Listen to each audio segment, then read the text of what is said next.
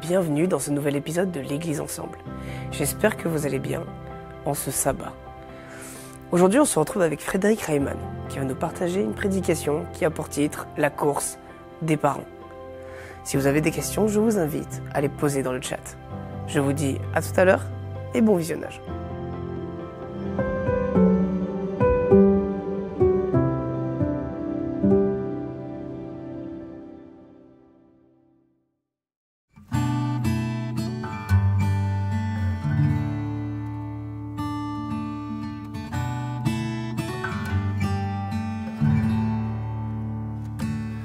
Tel que je suis sans rien à moi, sinon ton sang versé pour moi,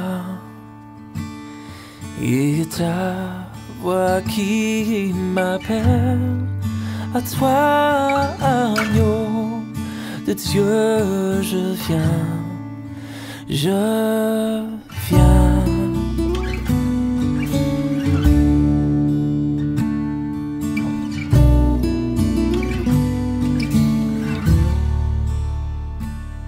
Tel que je suis bien vacillant, en proie au doute à chaque instant, lutte au dehors, crainte au dedans, agneau de Dieu, je viens.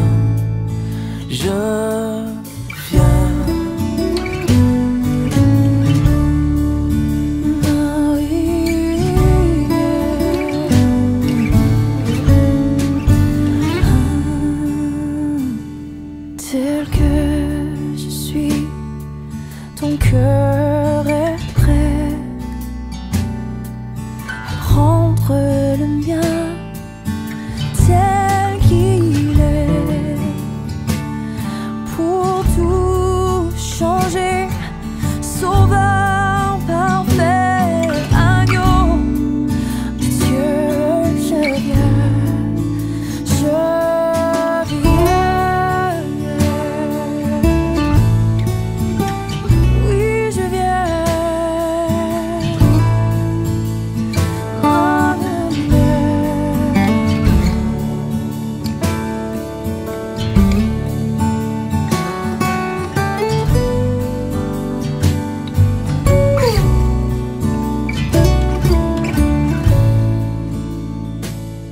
Tel que je suis ton grand amour,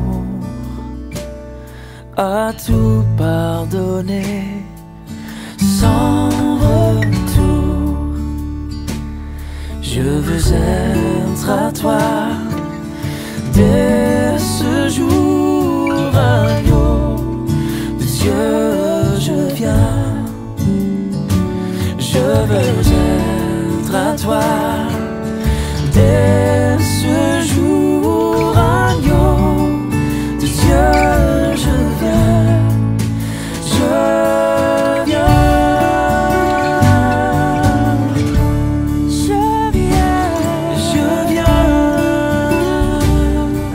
Je viens à toi, Jésus.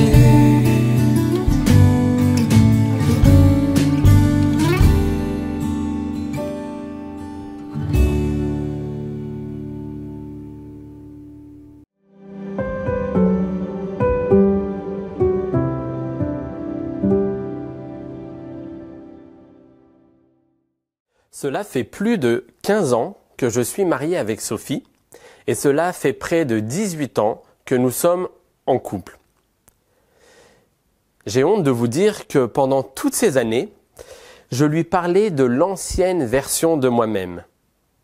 Tu sais, j'étais très sportif. Je courais près de 50 km par semaine. Mais elle n'en voyait pas du tout la couleur, car cela faisait résolument partie de mon passé. Il y a peu, pour différentes raisons, je me suis remis au sport. Entre autres, pour lui offrir une meilleure version de moi-même, que j'appelle Fred 2.0. Je suis fier de vous dire que j'ai repris une activité que j'avais abandonnée depuis près de 20 ans, à savoir la course à pied. Dans la Bible, il est également question de course à pied. J'aimerais vous inviter à ouvrir la Bible dans un texte qui se trouve dans 1 Corinthiens au chapitre 9, versets 24 et 25. Ne savez-vous pas que ceux qui courent dans le stade courent tous, mais qu'un seul remporte le prix? Courez de manière à le remporter. Tous ceux qui combattent s'imposent toute espèce d'abstinence et ils le font pour obtenir une couronne corruptible. Nous, faisons-le pour une couronne incorruptible. Dans ces versets adressés aux chrétiens de Corinthe, en Grèce, Paul va faire une analogie entre les compétitions sportives de l'Antiquité et la vie chrétienne. L'histoire avec un grand H nous apprend que dans la Grèce antique, une couronne de laurier était remise aux vainqueurs des Jeux olympiques. Dans un royaume qui succédera au royaume grec, à savoir Rome, les généraux romains victorieux recevaient également une couronne de laurier lors de leur triomphe militaire. La couronne est donc le symbole de la victoire dans un contexte soit de sport, soit de guerre.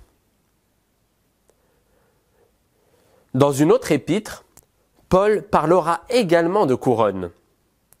Je lis dans 1 Thessaloniciens, chapitre 2, versets 19 et 20. Qui est en effet notre espérance, ou notre joie, ou notre couronne de gloire? N'est-ce pas vous aussi, devant notre Seigneur Jésus lors de son avènement? Oui, vous êtes notre gloire et notre joie. Les chrétiens de Thessalonique suscitent l'espérance et la joie de Paul. Mieux encore, ils sont l'espérance et la joie de Paul. Étrangement, Paul va continuer en nommant les Thessaloniciens sa couronne de gloire. Chers auditeurs, j'aimerais m'arrêter là, sur le terme de couronne. Pourquoi?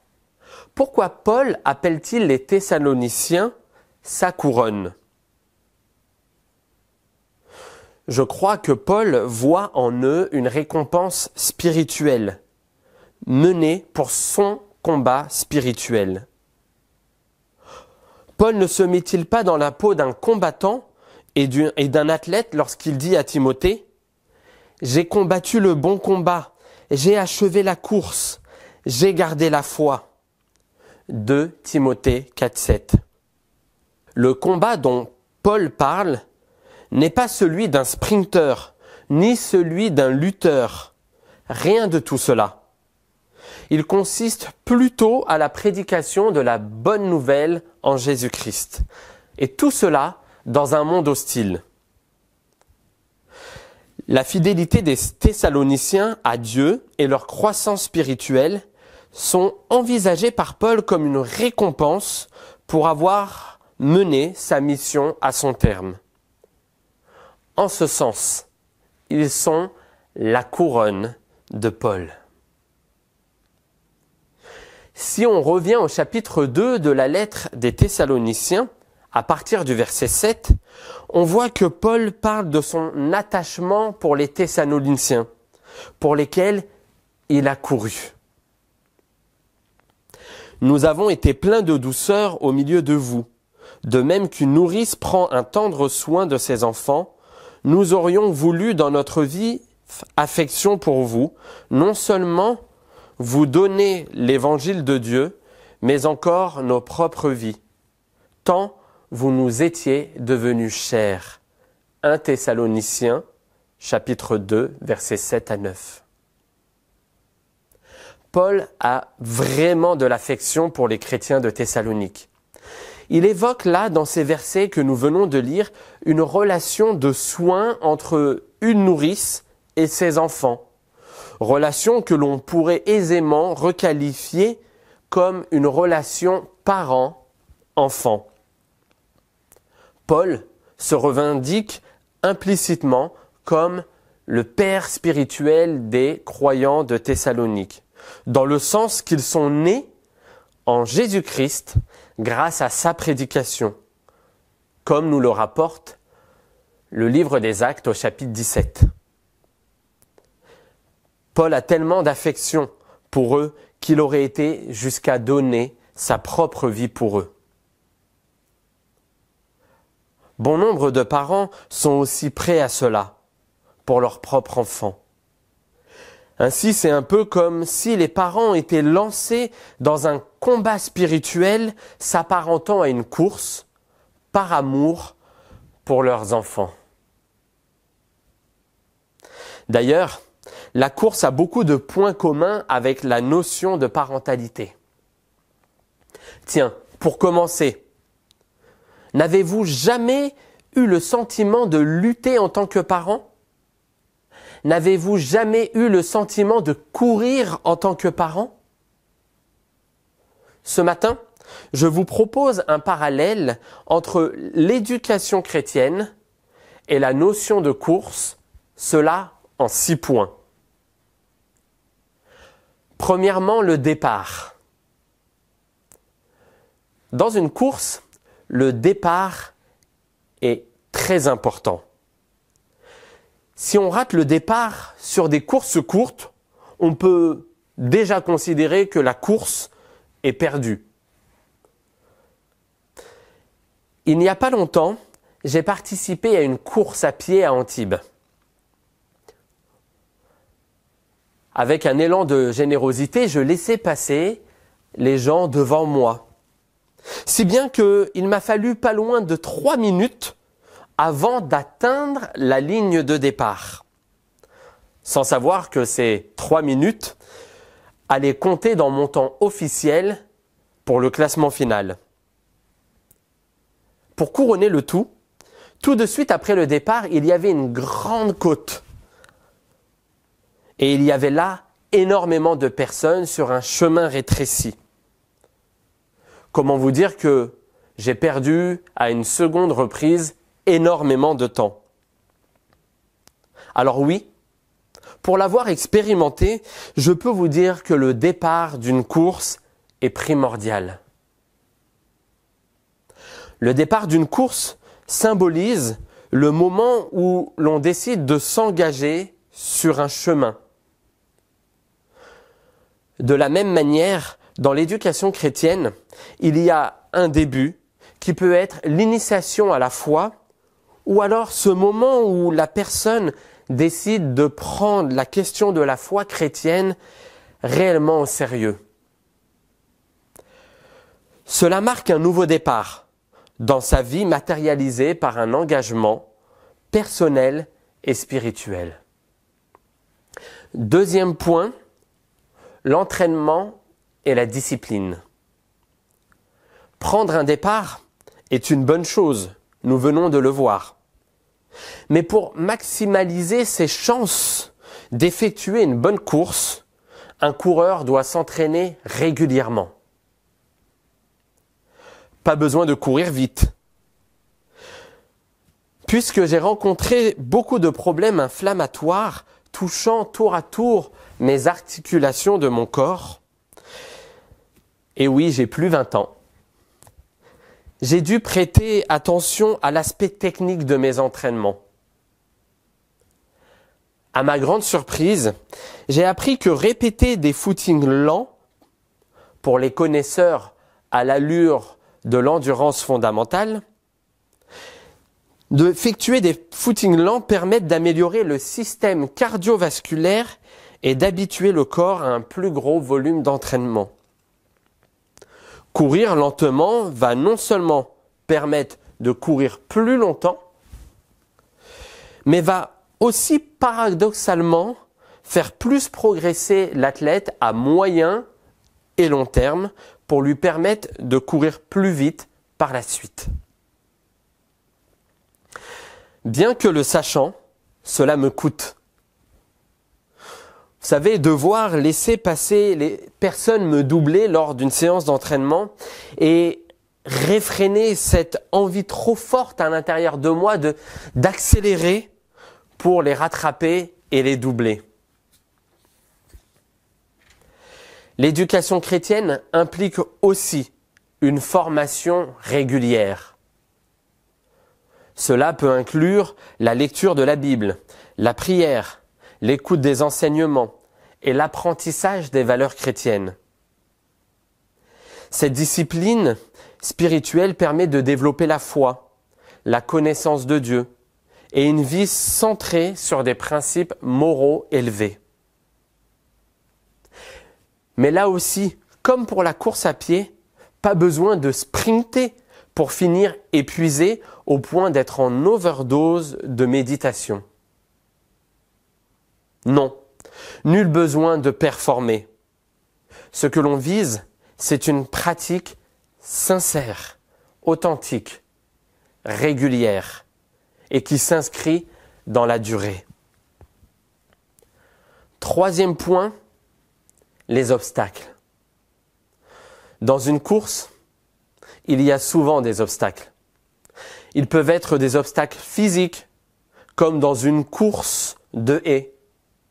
Mais très souvent, les obstacles sont tout autres, tels que la fatigue, une fringale, une déshydratation, des terrains difficiles, des pentes trop ardues, des moments de doute. De la même manière, l'éducation chrétienne enseigne que la vie est remplie d'épreuves spirituelles, émotionnelles et morales, telles que le harcèlement d'un enfant, l'incompréhension entre un parent et son enfant, et le repli de l'enfant sur lui-même. Bien qu'étant désagréables à vivre, ces moments de difficulté sont des opportunités pour la foi de grandir, pour apprendre à faire toujours plus confiance à Dieu, à dépendre de lui et à persévérer. La prochaine étape est pour moi la meilleure réponse que nous pouvons apporter face aux obstacles. La persévérance. Prendre un départ, c'est bien, mais le but n'est pas de s'arrêter au premier obstacle. Combien de fois, lors des dernières semaines, j'étais fatigué d'un point de vue musculaire, d'un point de vue ligamentaire, d'un point de vue articulaire. Combien de fois j'ai eu envie de rester à la maison. Mais je me disais qu'il valait mieux persévérer malgré la douleur, de peur de voir ressurgir la tentation d'abandonner. L'éducation chrétienne met également l'accent sur la persévérance. Quel parent a déjà été contaminé par le virus de la parole en l'air? Est-ce que cela vous est déjà arrivé? Vous ne connaissez pas? Vous savez, dire une chose, devoir la répéter, mais toujours aucune réaction de l'enfant. Alors, vous repartez de plus belle. Dire une chose, la répéter, et là encore, toujours pas de réaction de la part de votre enfant. C'est un bel exemple montrant comment la persévérance des parents est mise à l'épreuve au sein de leur parentalité. Mais la parentalité ne se résume pas simplement au virus de la parole en l'air. Elle est ponctuée de nombreux obstacles qui parfois nous sapent le moral, nous découragent ou nous dépassent. C'est alors que les parents sont invités à faire preuve de toujours plus de persévérance. Puisez votre force dans l'union avec le Seigneur, dans sa puissance manifestée avec tant de force, nous dit Éphésiens, chapitre 6, verset 10. Les parents peuvent donc puiser cette force pour persévérer au cœur de l'épreuve, dans la prière, dans la lecture de la Bible et dans leur relation avec notre Dieu Tout-Puissant. 5e point, l'encouragement des autres.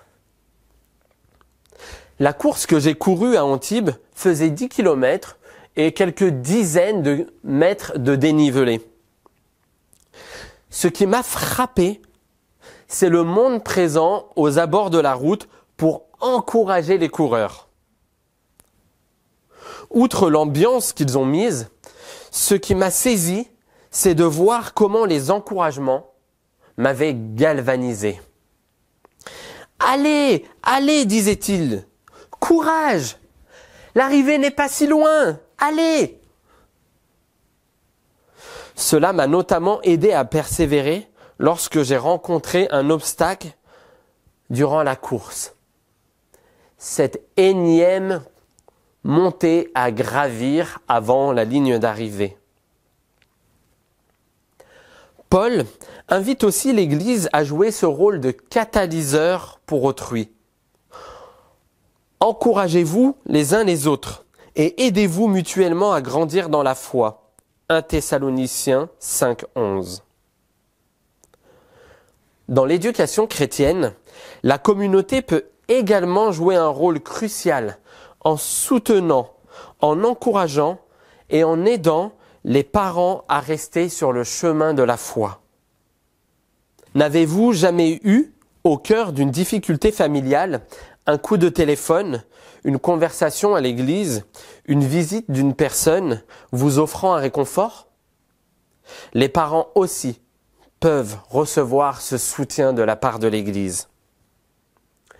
Enfin, 6e point, le but final.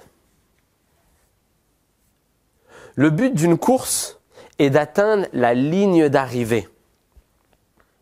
Dans la foi chrétienne, cette ligne d'arrivée est le royaume de Dieu, la vie éternelle avec Dieu pour l'éternité. L'éducation chrétienne est appelée à rappeler sans cesse ses objectifs ultimes pour chaque croyant. En résumé, l'éducation chrétienne, tout comme une course, demande de la préparation, l'audace de prendre la ligne de départ, de l'endurance. Tel un combat ou une lutte, elle nécessite de la persévérance et une vision claire de l'objectif à atteindre. Seulement, les efforts ne sont pas seulement pour le moment présent. Ils sont concédés également pour atteindre une fin précieuse, une vie en abondance avec le Seigneur dans l'éternité. Les parents sont donc invités à investir dans l'éducation spirituelle de leurs enfants et à vivre d'ores et déjà avec eux dans cette espérance du retour prochain de Jésus. Mes chers parents, souvenez-vous d'une chose, vous n'êtes pas seuls dans cette course, parce que Dieu court avec vous, il lutte avec vous, il vous prend la main, il vous équipe, il vous fortifie et souhaite vous encourager à chaque étape de cette course. Tout comme Paul voyait les Thessaloniciens comme sa couronne de gloire, vos enfants peuvent devenir votre couronne dans la foi. Ne lâchez rien. Courez. Votre travail d'amour portera assurément ses fruits dans l'éternité. Et il y a une bonne nouvelle, chers auditeurs. Savez-vous laquelle ? C'est que contrairement à la course dans un stade, où il n'y a qu'un seul gagnant, dans la course qui mène à Dieu et à la vie éternelle, tous ceux qui prennent le départ et qui persévèrent sont comptés au nombre des vainqueurs. Et que se passe-t-il quand on atteint la ligne d'arrivée dans la course qui mène à Dieu ? Une couronne vous est offerte. En effet, Et lorsque le souverain pasteur paraîtra, vous recevrez la couronne incorruptible de gloire. 1 Pierre 5,4. Idée que l'on retrouve augmentée dans 2 Timothée, chapitre 4 et verset 8. Désormais, la couronne de justice m'est réservée. Le Seigneur, le juste juge, me la remettra en ce jour-là, et non seulement à moi, mais à tous ceux qui auront aimé son avènement. Chers auditeurs, puissiez-vous, ainsi que vos enfants, recevoir cette couronne qui vous est promise lorsque Jésus reviendra chercher les siens. Amen.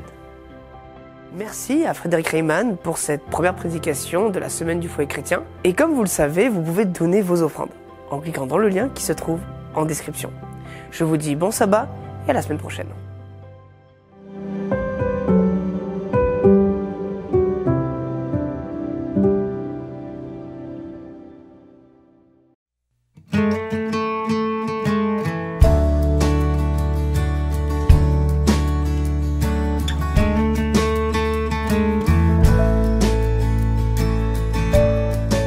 Sur le mont du Calvaire, il était une croix où Jésus souffrit tant de douleur. Oui, c'est là qu'il mourut sur cet infâme bois pour sauver le plus vil des pécheurs. Cette croix me sera toujours chère. Elle est gloire et victoire pour moi. Et par elle, en la maison du Père, la couronne est offerte à ma foi.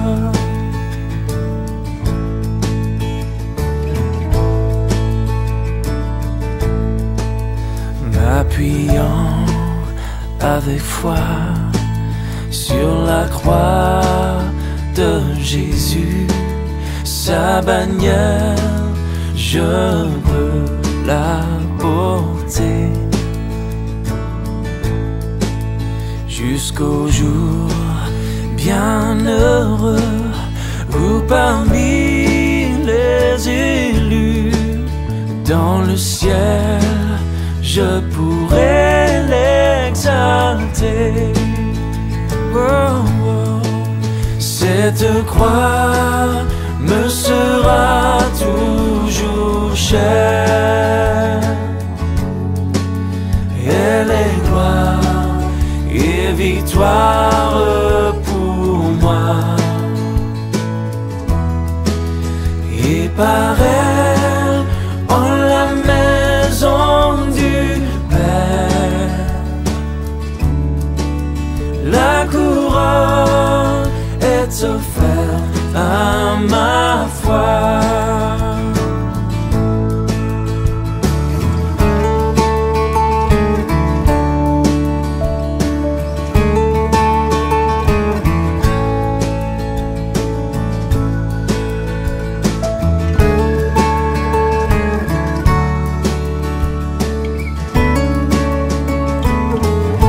Oh,